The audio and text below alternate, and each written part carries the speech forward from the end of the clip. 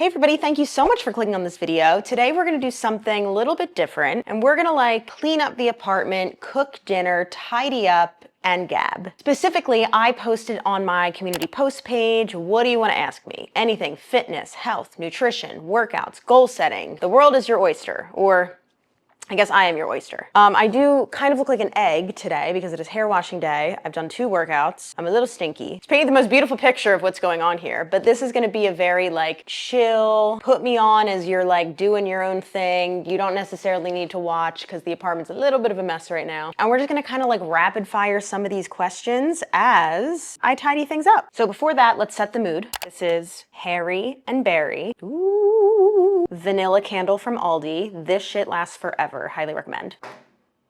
And the mood is set. First question, how to construct your own workout program and how to teach yourself about workout programming through the internet. So let's start with how do you construct your own workout program. So I have a number of videos all about programming, so I would definitely take a look at that specific playlist. But the first thing to ask yourself, what are your goals? Are you looking for just general health and fitness improvement? Are you looking to master a specific skill? Are you looking to support running? Because this is gonna give you a lot of information on how you're actually gonna structure things week to week, and you're zooming out looking at your big picture programming. And then honestly, once you start to solidify those things, the best way that you can learn more about programming, just if you want to do it online, looking it up, like I said, I have an entire playlist dedicated to that. But I actually think one of the best things you can do is just train with somebody. And I don't necessarily mean one-on-one. Even if you sign up for I have my own workout platform, the Fit Club, go through programming, see how somebody else besides you approaches it. And I would say work with a few different people, go through a few different programs. You know, I've said it before, but one of the ways that I have gotten really clear on how I like to approach programming has been working with other people. All right, next question. Can AI be used responsibly to help you make decisions on fitness and nutrition? I've been having it make my swim workouts, and I wonder if I'd be significantly better served by spending the time to really think through it myself or by getting material from a professional. You're asking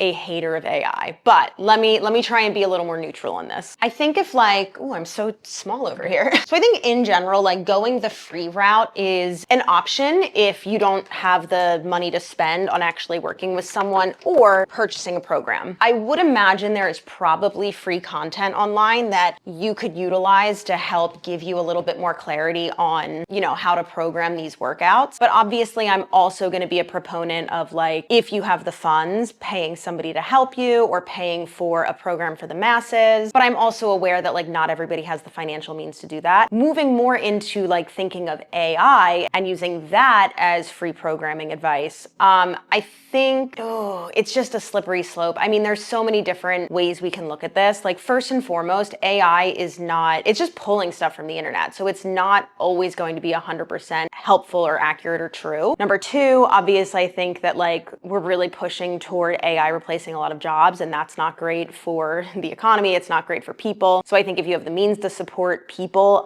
that's really helpful and the best way to go about things. And then number 3, if we even look at this from an ethics standpoint, I mean, so many of these AI centers are being placed in poor neighborhoods, usually poor neighborhoods, people of color, and draining their resources, draining their water, polluting their land. So personally, from an ethical standpoint, because of that, and then just the fact that I am a person who most of my job is programming for other people, I'm not a proponent. I don't support it or recommend it, but I also fully understand why people go that route. All right, next question. How to program efficient short workouts. Also, how to pick the most important exercises when out of time. Do I lower sets, skip power, skip isolation? First part of this. Here is my go-to framework. If you are I'm really short on time, I'm not following anything specific, I just want to get some movement in, what do? You're going to do 4 exercises. Specifically, you're going to do something that's knee dominant, hip dominant, an upper body push, and an upper body pull. The way that I would structure that would be a superset of knee dominant, and then your pull, and then hip dominant and your push. The reason for that is because now, let's fill in the blanks really quickly. What would that look like? So let's say you're doing a front squat and a bench supported row. So that's going to be more anterior dominant and then posterior dominant. Then let's say for your second exercise, you're doing kickstand deadlift and an overhead press. So that's going to be more back of the body, posterior dominant, and then overhead press is going to be more anterior dominant. We're also getting in that just nerdy added bonus, we're getting both vertical and horizontal patterns in there because vertical push, horizontal pull. And the nice thing about that framework is that like you're kind of hitting all your bases, not all your bases, but enough of your bases in terms of like variety of movement patterns. But then on the flip side, it's really versatile. Like if I was going on vacation, I would take that framework with me and just swap out different exercises every day. I'm saying specifically vacation because I'm not going to be following my programming on vacation. And if you want to exercise on vacation, you go for it. Okay, and then the second part, also how to pick the most important exercises when out of time. Lower sets, skip power, skip isolation. Yeah, stick to like the bread and butter. So what I just said right there, those are probably all going to be programmed more for like hypertrophy. So between 6 to 12 reps. I would say that's where you want to spend most of your energy if you're short on time. And this is for like general fitness. It's not to say that like power,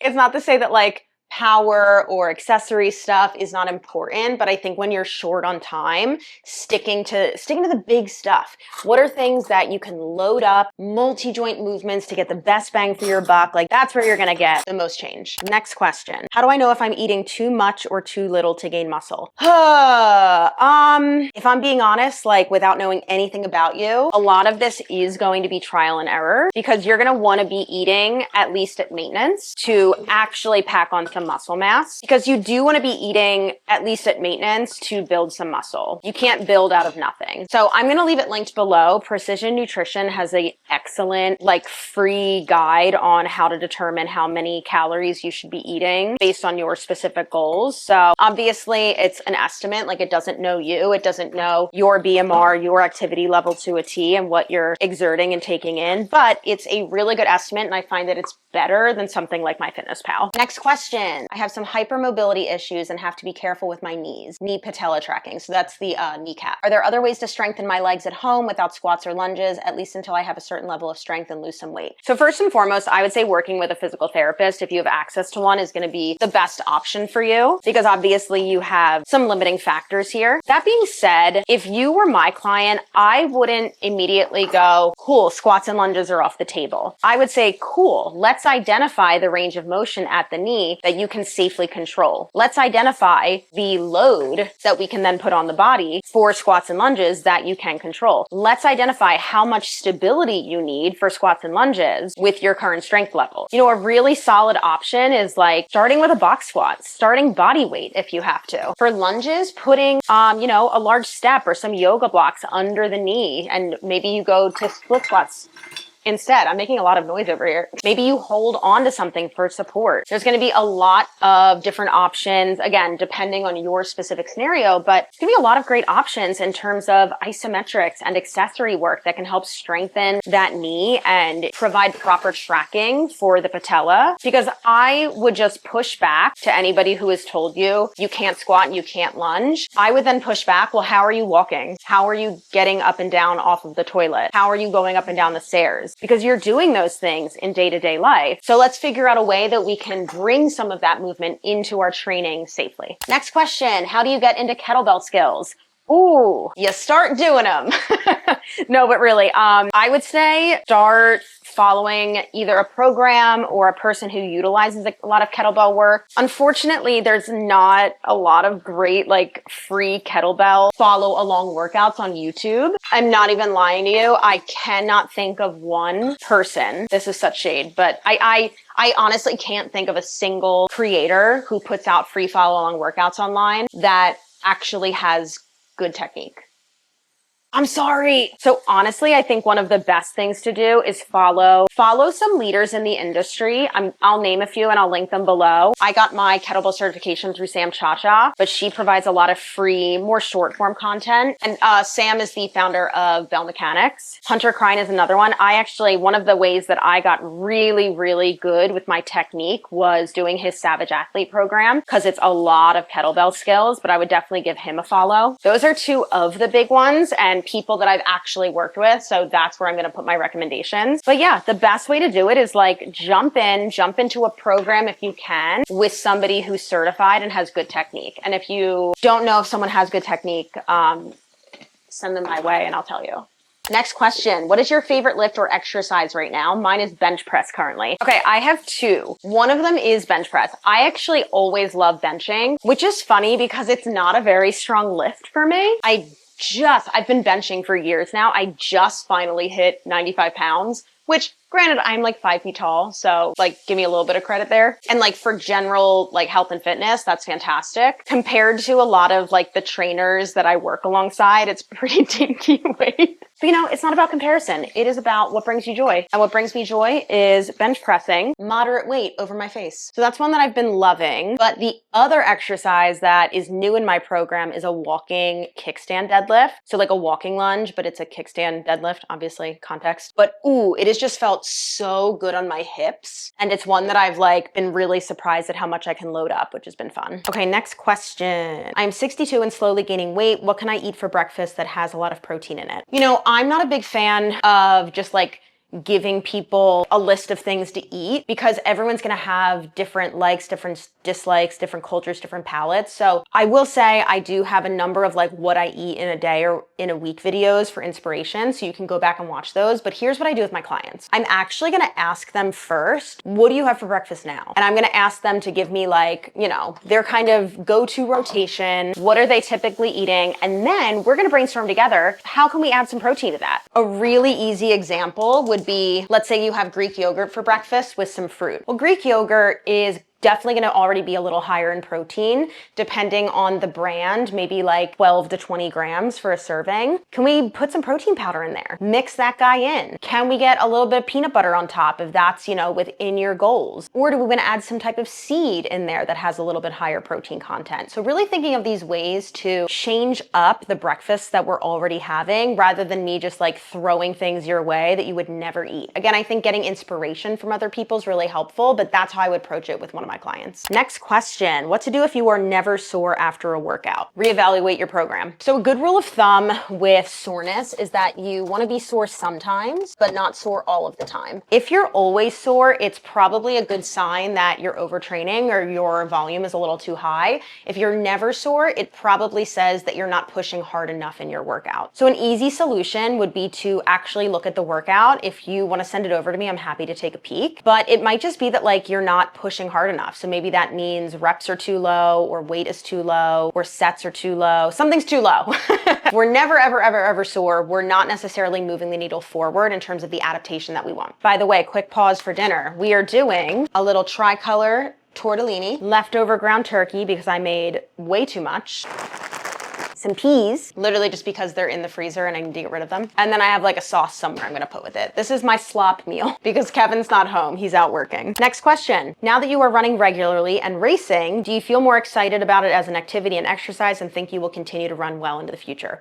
Yeah, I definitely am enjoying it far more than I was. Forgot like what the actual question is. Yeah, I feel excited about it. I think I get excited for a certain mileage. Like I think my sweet spot now is like 3 to 5 miles. That's where I really thrive. And I think as a long-term goal, I would love to be able to like run a 10K, so that's around 6 miles, without having to go through like 8 weeks of training to prep for it. And I'm not saying like PR it, I'm just saying like race it without injuring myself. So my next like actual training goal, I'm in the middle of one right now. My family hosts a turkey trot, so a 5K every Thanksgiving, and my goal is to run it under 30 minutes. My fastest 5K as of now is like 30 minutes and 22 seconds, 24 seconds. So I actually don't think that's gonna be like that tough to hit. It's gonna be uncomfortable for sure, but I think I can do it. And then I have put my name in the lottery for the New York City half and we'll see what happens there. That's in March. And yeah, I think after that, it's just gonna be like, I'll run a few times a week as I see fit or feel like it, especially now that I'm kind of enjoying a certain mileage. I'm enjoying it as my cardio. And if I'm being honest, I like literally can't imagine starting from scratch again. So I kind of like I don't even want to play with the idea of like losing the consistency that I've had for the last 11 months because I don't want to build it back up. All right, next question. What are some ways to keep yourself motivated when you find yourself back at the starting line after things like an illness or injury or pregnancy that had you out of the game for a long time and you're disappointed and frustrated with the backslide? Yeah,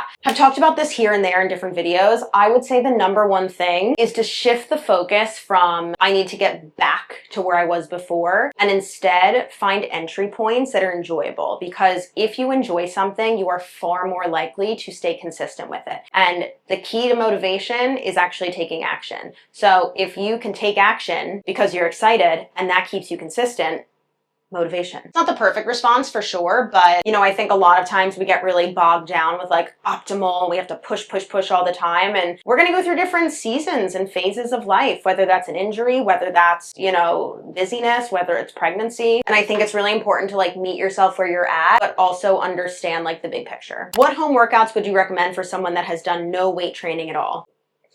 Mine. No, but really, I do have a back to basics program, but I think it depends on I think this depends on a lot. Like, are you looking for something to follow along? Are you looking for something more like checklist style? Are you working with like free weights? Like, what do you have access to? Even though I don't always love her programming, I think if you're looking for something that's free, Sydney Cummings has a lot of great options for beginners. And really with beginners, like, even if I don't like the programming, like she's getting you moving. She's got pretty good cues. So I think that's a good route to go on. I do personally think if you have like zero movement experience working with a coach, even if it's just for like a few sessions to understand the basics is invaluable. But obviously that's not always an option for people. Okay, next question. I don't currently pay attention much to fueling before and after my workouts. What are your easy go-to recommendations for those? How do supplements like creatine fit in?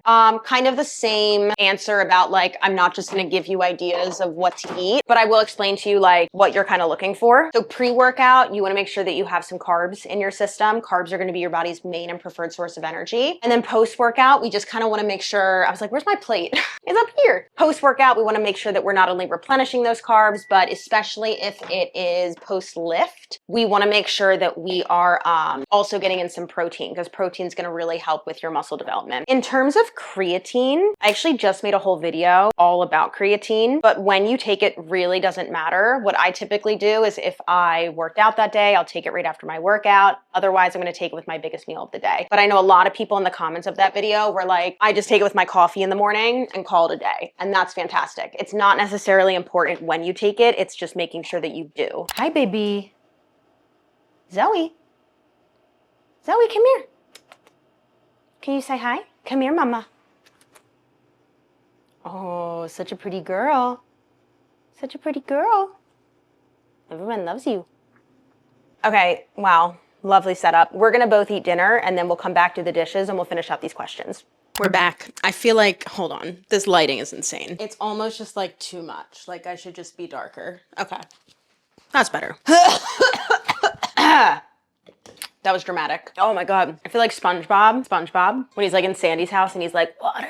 I need water. Any power or plyometric exercise that would help with better performance in dance jumps? Yeah, for plyometrics, I'm gonna say any type of leap or hop where we're really creating height or distance with stiffness is gonna be one of your best friends. So I actually do have an entire video all about plyometrics, either coming out or it already came out. Anyway, watch that if you want to know a little bit more about what those specifically would look like. What are the most important exercises for runners? Obviously, well, maybe not obviously, but like you want to keep the big stuff in there. It just is going to depend like how you're programming them and when you're programming them based off of your run training. But let's just think like accessory stuff, calves, loaded calf exercises, not just like little heel raises. Load it up, get it on a deficit if you can, like treat it like strength. Anything that's gonna target the inner thighs or the adductors. So I love different variations of Copenhagen planks. And then anything that's gonna help with the abductors or the outer thighs and the glute med, I guess I would say. So crossover step ups or like curtsy step downs. And again, load them up. We're not training endurance when we're training our strength work. You're training endurance when you're doing your runs. If you're a distance runner, your strength training as a runner should be heavy. Is working out according to your cycle legit? No. Well, no, not exactly. Most of the cycle syncing stuff that you see out there is like, you're only allowed to lift, like strength train, like lifting heavy things, like 1 or 2 weeks out of your month. That's absolutely insane. People with periods are not delicate little flowers. There's actually not really enough research to support a specific syncing or like training cycle match with your own cycle, like across the board. Most of the conclusions of the literature we have today is like, hey, you should probably like pay attention to it and see how you feel and then train according to how you feel. And that's it. So anything that's like a cycle syncing program is bullshit. Oh my God, we're almost there. 3 more questions. Do you think your dance background has made other types of fitness easier to pick up, or would an earlier foundation in strength training have made you a better dancer? Ooh, I love this question. 100% growing up. So for context, I grew up dancing. I also then grew up doing musical theater, and originally I went to school for that. That is what my degree is in. And I've danced on and off in adulthood, but I don't currently dance anymore, which is fine. Honestly, I think I'm done. But yeah, 100%. I think that dancing made picking up strength training a lot easier, simply from a coordination standpoint, from a posture standpoint, from just like a overall like understanding how to see something and then replicate it with your own body, because that's what dancing is, right? Like you have someone teach you choreography in most cases, and then you have to learn how to replicate it really quickly. Would an earlier foundation in strength training have made you a better dancer? Yes. Dancers should be lifting. I need to get to the sink. I actually have a number of performers, like professional performers and dancers in the Fit Club, and one of the things that they've consistently said to me is that their turns, their leaps, their jumps, their endurance, just their overall strength has like improved tenfold since they started strength training. You know, me personally, I used to do this thing called Dance Works, which is based in New York and Boston, and it's basically like you rehearse for a number of months. Who the fuck is calling me? And Zoe's taking a shit. Jesus Christ. Okay. Anyway, it's basically like you audition for choreographers' pieces, and I used to choreograph for them too. And then you know, are in a cast, and at the end of the season, you basically just put on a dance recital. So it's an adult dance recital, and it's wonderful, and I loved it. I specifically remember there was a piece where I had to like slide down into a split and then turn over myself and slide into a split the other way facing the audience. And I was really nervous about it because when I was younger, I like dropped into a split during a show, and it was during rehearsal for a show, but dropped down into a split and like second degree tore my hamstring. And then that happened multiple times on both legs, and it was because I was not strong in my hamstrings. I was really weak. Zoe just jumped over this like a fucking athlete.